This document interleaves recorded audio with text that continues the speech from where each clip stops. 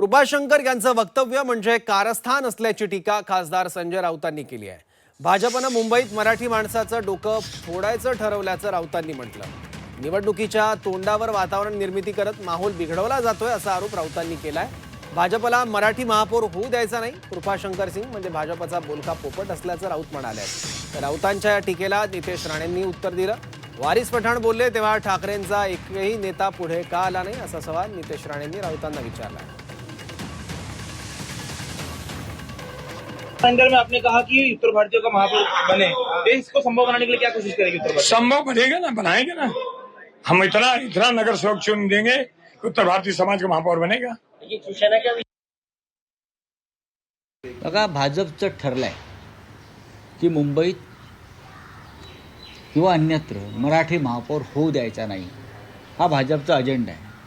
आणि भाजपनं त्यासाठी कृपाशंकर सिंगची नेमणूक केली, हे वातावरण निर्माण करण्यासाठी। कृपाशंकर सिंग हे भाजपचा बोलका पोपट आहे, बोलका पत्थर आहे बरं का। आणि भारतीय जनता पक्षाचे कारस्थान आहे, ते आधी वातावरण निर्मिती करतात, चाचपडून पाहतात आणि त्यांना मुंबईमध्ये मराठी माणसाच्या डोक्यात दगड घालायचाच आहे। त्यांनी ठरवलं आहे की मुंबईमध्ये मराठी माणसाचं डोकं फोडायचं, दगड घालायचं, डोक्यावर खतम करून टाकायचं। आणि कृपाशंकर सिंगचं वक्तव्य हे अनावधानानं केलेलं नसून ही भारतीय जनता पक्षाची रणनीती आहे, ही वातावरण निर्मिती करायची। कि तो हिरवा साप वारिस पठाण धमक्या देतोय